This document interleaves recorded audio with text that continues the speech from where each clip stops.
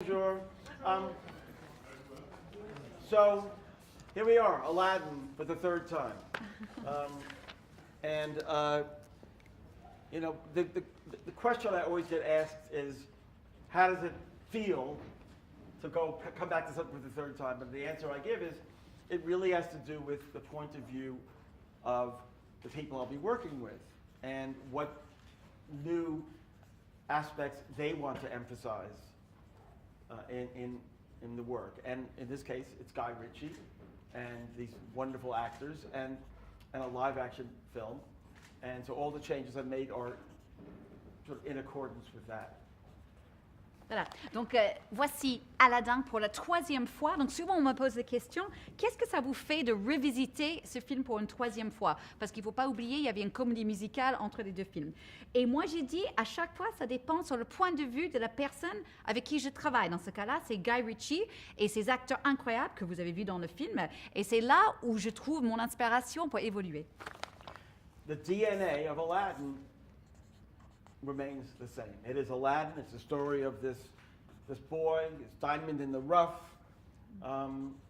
who falls in love with his princess and goes through this adventure. And it's very much that story.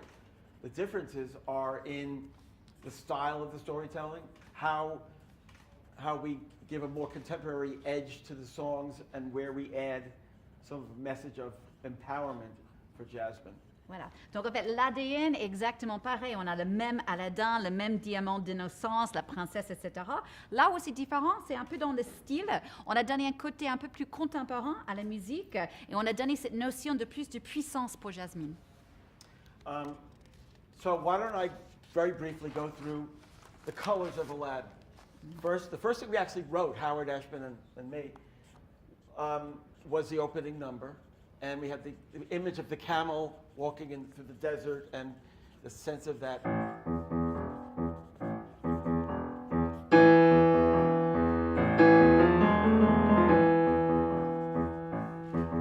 Oh, I come from a land, from a faraway place, where the caravan camels roam. Voilà. Donc, le tout premier morceau qu'on a écrit pour le film avec Howard Ashman, qui était le parolier, c'était ça, le premier morceau du film. Et on a commencé avec ces quelques notes qui rappellent un chameau qui est en train de traverser le désert. Et après, on a ajouté un peu cette ambiance un peu du Moyen-Orient. And of course, it goes up to Arabian Nights, na, na, na, na. That just right there, is again capturing the Arab inflection. Then came the next song is One Jump Ahead. Now, part of our original conception, which has remained, is an homage to Hollywood musicals. It's the Hollywood golden age view of the mysterious East. Voilà. Donc ensuite, après ça, la prochaine, vous avez entendu un peu encore une fois l'influence du Moyen-Orient. Et puis la deuxième chanson, Je vole, ou One Jump Ahead, là, on voulait encore avoir un hommage aux grandes comédies musicales des années 30. Donc ça, vous allez entendre dans cette musique. One jump, head of the bread line, one swing, head of the sword. I steal all of what I can afford. And that's everything. One jump, head of the head. That's the original take with Guy Ritchie. It's much more of a hip-hop feel to it, but it still is that intent. Voilà. Donc ça, c'était l'idée d'origine, mais avec Guy Ritchie, c'est devenu un peu plus hip-hop, mais vous entendez quand même un peu, encore une fois, cette influence des comédies musicales. And then that heartfelt moment of riff-raff, street rat, I don't buy that. If only they'd look closer, would they see a poor boy, no siree. They find out there's so much more to me. Et là, du coup, dans la même chanson, Je vole, on ajoute un peu d'émotion tout en emmenant tout un peu plus vers le bas, comme vous avez entendu. Et dans les paroles, il dit « Mais non, je ne suis pas un vaurien, je suis quelqu'un de beaucoup plus sincère que ça. » Now we add, for the live-action movie, our first new moment, which is for Jasmine. And it's this moment where Jasmine is, in the first part of it, she's feeling trapped. She has to remain speechless. And then later in the film, she says, I will not remain speechless. Here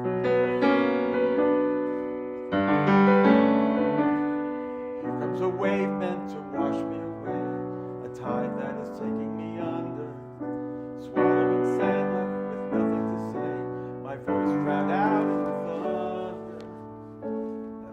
cry. And I will start to crumble whenever they try to shut me or cut me down. I won't stay silent. You can't keep me quiet. Tremble when you try. All I know is I won't go speechless. Et là, vous avez la première nouvelle chanson, bien sûr, dans le film de Jasmine. Vraiment, on voulait exprimer tout ce qu'elle ressentit, cette notion d'être coincé, sans parole. Et là, bien sûr, la chanson s'appelle en anglais Speechless, sans parole. And then we meet our genie. And the genie is described, the genie of the ring is the genie of the lamp and the genie of the ring. Genie of the ring is described as black and having an earring like a hipster.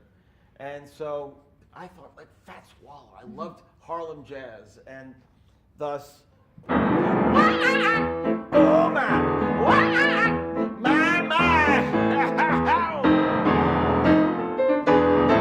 well, Alabama had them 40 thieves. Arizona had 1,000 tales. And Mr. You in luck was up your sleeve. You want that, it's that stride piano Harlem jazz. Voilà. Et donc, quand il s'agissait du génie, en fait, au début, quand on a fait les recherches, on a appris qu'il y avait un autre génie qui venait de la bague, pas seulement de la lampe, mais il y avait un génie qui venait d'une bague également, qui était un grand black avec une bague, une boucle d'oreille, qui rappelait un peu à Alan, Fats Waller. Donc, justement, ils ont plongé dans ça pour les inspirations, cette piano un peu comme ça des années 20. And also the influence of Cab Calloway, also Harlem jazz. In Bristol, fabulous sea, Alibaba, genuflect, show some respect, down on one knee. Now try your best to stay calm, brush up your son, this alarm, then come and meet a spectacular coterie. Voilà, on a trouvé la même influence dans la deuxième chanson du Genie, Prince Ali, où on retrouve un peu cette jazz d'Harlem et Cab Calloway.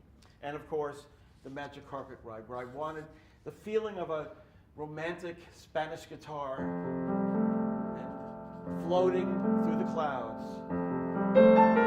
I can show you the world, shining, shivering, splendid. Tell me, princess, now when did you last let your heart decide? The rêve bleu. Voilà, donc Alan nous faisait ce rêve bleu. En anglais, bien sûr, it's a whole new world, ce nouveau monde. Et là, il cherchait plus, vous entendez, un peu comme une guitare espagnole, une notion un peu romantique, comme ils sont en train de flotter dans les cieux, comme ce qu'on voit dans le film. And that's the musical sort of package that is Aladdin that we built on and have been building on since the animated and then to Broadway and now to this movie. Voilà, et donc c'était ça un peu le base, comme vous savez bien, la BO du premier film d'animation. Ensuite, la comédie musicale, on a construisé un peu plus. Et puis enfin, aujourd'hui, on a construisé juste à voir ce film en prise réelle. Avez-vous des questions? Yeah. Vous avez des questions? Non? Si? Allez-y. J'ai une question. Pourquoi ne pas avoir rajouté dans le film live Proud of You Boy, surtout quand il parle de sa mère à un moment, Aladdin? De la comédie musicale? On n'a pas ajouté, pas écrit la mention à ce moment-là? En fait, c'est la première chanson écrite par Howard Ashman, Proud of You Boy. Part of your Boy. boy? Ah, il y avait a question Well, about sure, his I know. mother. Yeah. One of my favorite songs was the song that Howard Ashman and I originally wrote for Aladdin. This was the big ballad that got cut when the mother got cut. Ah, okay. Proud of your boy, I'll make you proud of your boy. Believe me, bad as I've been, while you're in for a pleasant surprise. You've wasted time, you've wasted me. So say I'm slow for my age, a late bloomer, okay, I agree. It made it into the Broadway show, but Mother's gone, song's gone. Voilà, donc ça c'était une chanson qui était écrite en fait pour le premier film d'animation avec Howard Ashman qui s'appelait Fier de votre garçon, Proud of Your Boy, qui était coupé quand ils ont coupé la mère dans le film. C'était remis dans la comédie musicale à Broadway, voilà, mais c'est pas dans ce film-là. Mothers don't have a long life. Voilà, les mères ne vivent jamais très longtemps dans les films de Disney. OK, another question, une autre question? Oui? Oui, yeah. So, was it challenging to add this hip hop sense to Friend in One Me? Jump Ahead. Because this is a catchy song and a song that everybody loves. So personally, I love the new one. So was it difficult, like, to change something you've built? It wasn't that big a change, really. The biggest change was in One Jump Ahead, where we were, that One Jump Ahead was sort of the litmus test for Guy Ritchie in terms of how far we could push things before we lost what we had. And so we did a lot of different arrangements, and by the time we finished, it's pretty much, it's so much like what we did originally, except without it feeling like one jump ahead of the red line. It's more like one jump ahead of the red line, one swing ahead of the sword. It's just a rhythm section thing under it. Didn't bother me. I think I love it actually. Voilà, donc Alain, la question disait en fait, est-ce que c'était difficile de donner un peu de hip-hop en fait à ces chansons? Et Alain parlait de One Jump Ahead, donc en français Je vole, en disant c'était un peu un test pour nous quand on a créé le film en cette version, parce qu'on voulait voir jusqu'où on peut y aller en changeant la musique. Et on a fait beaucoup de versions avant de finir avec celle qui est dans le film. Et il dit que c'est quand même assez proche de l'original, c'est juste que c'est un peu moins comédie musicale saccadée, un peu plus hip-hop, c'est tout. And what I say this a lot. I liken what I do to being an architect. I design the house. Others are going to live in the house. So if they want to paint the house purple, go ahead. But I frankly love what we did in this movie, and I don't think I wouldn't have allowed it to go to the point where I lost the thread of what was the intention. Voilà. Donc il dit, moi je dis souvent que je suis comme un architecte. En fait, moi j'ai créé la maison, mais il y a d'autres personnes qui habitent dans la maison. Donc s'il veut peindre la maison en violet, allez-y, pourquoi pas. Moi j'aime vraiment ce qu'on a fait dans ce film et je suis sûre que je n'aurais jamais les laissé aller trop loin. J'aurais quand même gardé un peu le contrôle dessus. I also think that new arrangements allow ears a fresh take on the songs and allow it to feel new again. I think it's better than feeling like you're getting a cut and paste from a previous version. Voilà. Et je trouve aussi que c'est bien de faire les nouveaux arrangements des morceaux parce que ça donne une renaissance, en fait, en quelque sorte, à ces morceaux pour un nouveau public. Any other questions? D'autres questions? Yeah. Okay, go ahead. Oui, bon. Allez-y. Bonjour, je veux savoir combien de temps vous mettez pour mettre une chanson ou une musique. Combien de temps vous mettez? How long does it take to write a song? It varies. But, for example. There are sometimes it happens musically that I can write a piece of music. I can write a song in the time it takes to play it.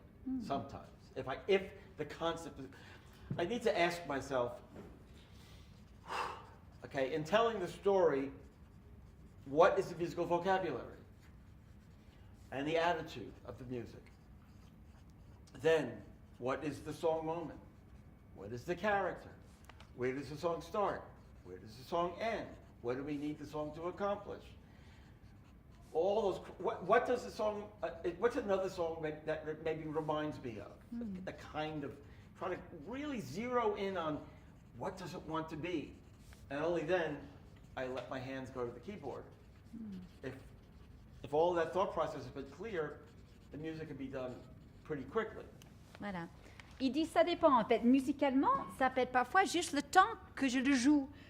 Il explique, il dit, je me pose la question, je réfléchis beaucoup en amont. Je me pose la question, en fait, quel est le vocabulaire musical, entre guillemets? Quelle est l'attitude de la chanson? C'est quel personnage, bien sûr, qui va le chanter? Ça commence où dans le film? Ça finit où dans l'histoire? Est-ce qu'il y a d'autres chansons qui me font un peu penser de ce que moi je veux faire?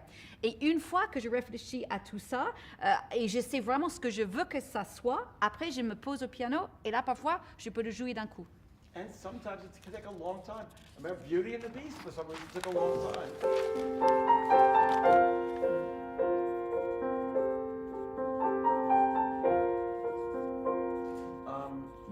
Why did it take long? We just weren't satisfied. It needed to have a certain very ephemeral quality. Again, it's just sometimes, maybe it's biorhythms, you know? I don't know what it is. Sometimes it comes quickly, sometimes it takes a long time. And sometimes you write something, you love it, and people go, I don't know if that's the one. I don't know. And then you could go through months of just writing and writing and writing. It happens. Voilà. And you learn as a composer, the worst thing you could do is ever fall in love with your own material and go, oh no, that's the one. That's got to be the one. Just throw it out and do another, you know, and that's, you get results. Voilà. Donc il dit, il y a d'autres chansons qui peuvent prendre très très longtemps. Par exemple, Histoire éternelle de La Belle et la Bête, il fallait très longtemps pour l'écrire. Et je disais pourquoi? Il a dit parfois parce qu'on n'est juste pas satisfait avec ce qu'on veut. Ça sonne pas comme on le veut. On voulait quelque chose de très éphémère et on trouvait pas. Et il dit, je ne sais pas pourquoi parfois c'est vite, parfois c'est lent. Ça va être une question de biologie. Certaines chansons vous adorez et puis les équipes ils disent non, pas du tout. Il dit tout ce que j'ai appris depuis toute ma carrière, c'est la pire des choses qu'un compositeur peut faire, c'est être amoureux d'un morceau. Parce qu'en fait, parfois, il faut réécrire. Et en fin de compte, ce n'est pas nous qui choisissons toujours. Oui, au fond? Je me demandais comment était née l'idée de la nouvelle chanson Speechless. Okay, so tell us about the idea of creating Speechless and where you got that idea from. Well, at the very beginning, it was discussed that we wanted to have a song for Jasmine.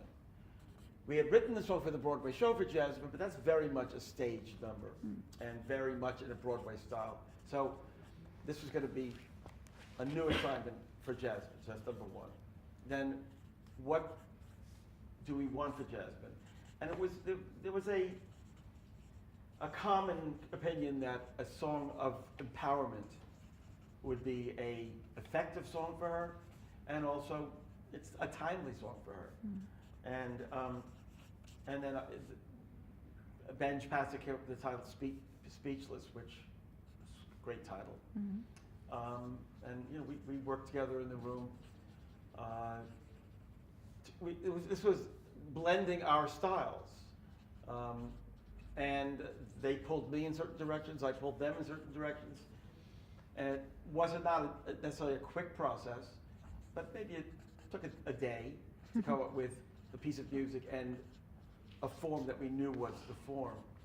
And then when the lyric came in, we actually, you know, I demoed it. I got kind of knocked out by it. I said, this is a good song. And you know, I was really happy with it. Voilà. Donc en fait, on savait qu'on voulait une nouvelle chanson pour Jasmine et elle a une chanson dans la version comédie musicale, mais c'est vraiment une chanson qui fait pour la scène et on ne pensait pas que ça allait marcher dans le film. Donc on s'est dit, bon ok, on va commencer à zéro, on va faire une nouvelle chanson pour Jasmine. Alors il faut quoi? On voulait quelque chose qui avait quand même ce thème de la puissance féminine parce que ça nous semblait bien pour Jasmine, mais aussi c'est vraiment de quelque chose de notre époque. Donc on s'est dit, on va aller dans ce sens-là. Et puis les paroliers avec qui il travaillait, Pasek et Paul qui ont fait les paroles pour La La Land entre autres, eux ils ont trouvé le mot speechless, donc sans parole, et Alan trouvait ça très très bien, et après c'était un travail de un peu mettre leur style ensemble. C'était pas très vite, mais quand même au bout d'un jour ils avaient une sorte d'idée d'une forme d'une chanson, et après une fois que les paroliers sont revenus avec les paroles, Alan a joué, il a fait une sorte de maquette, et là il a dit ouais c'est ça la chanson qu'il faut. And once the song was completed, to be honest, the power of the song created a lot of work for everybody because it's a strong statement.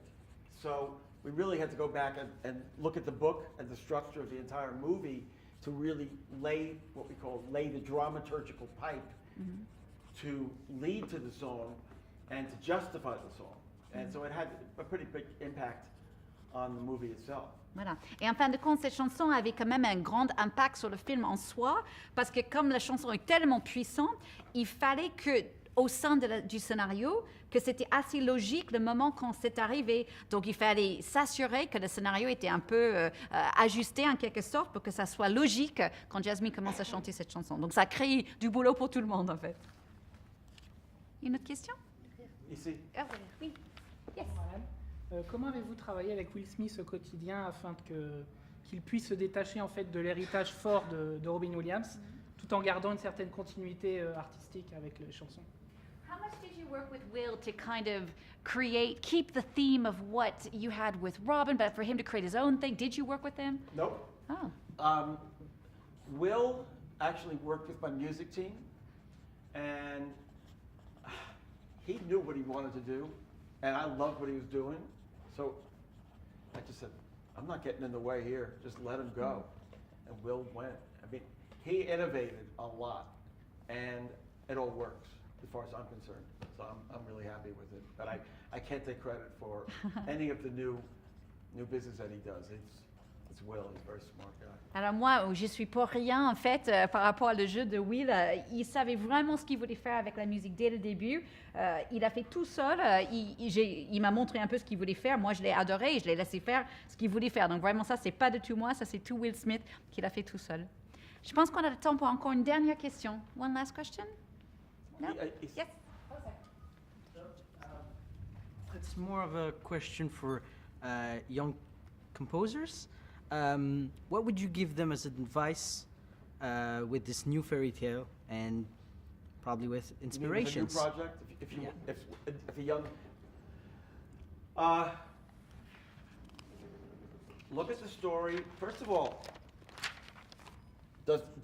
ask yourself, does the story have a structure that would support a musical? Meaning, does it have a central character that has a big dream, a big want, but a central character that you could identify with, and a need to overcome a big obstacle to get there? Ok. Donc voilà, un conseil déjà pour un jeune compositeur, c'était la question, c'était déjà de se demander dans l'histoire, est-ce que l'histoire a vraiment une structure pour soutenir la musique? Est-ce qu'il a un personnage qui a un grand rêve? Est-ce qu'il sait où il veut aller? Et est-ce qu'il y a un grand problème qu'il faut qu'il surmonte pour arriver à ses fins? And second, is there a interesting, original, and compelling musical style that you can work within to tell the story and inform the story, so it'll give it a uniqueness? Having done all that, then I guess the advice I give to any songwriter is never fall in love with your own work. Just put work out there, be open to comments, and just do it, and do it, and do it, and do it, and do it. Don't work in a vacuum. Okay. And don't be begging for love. Ok. Et puis ensuite, il dit, assurez-vous que vous avez un style musical qui est original et assez intéressant pour que votre sujet est unique grâce à son style musical. Et en fin de compte, il répète un peu ce qu'il a dit avant, il ne faut jamais tomber amoureux de ses propres morceaux. Il faut être ouvert aux critiques, aux commentaires, etc. Il ne faut pas travailler au sein, dans un trou noir, entre guillemets, et il faut toujours être ouvert aux commentaires des autres. Great. Peut-être une toute petite dernière? Yep. Est-ce que vous avez un morceau préféré dans la bande originale de ce film?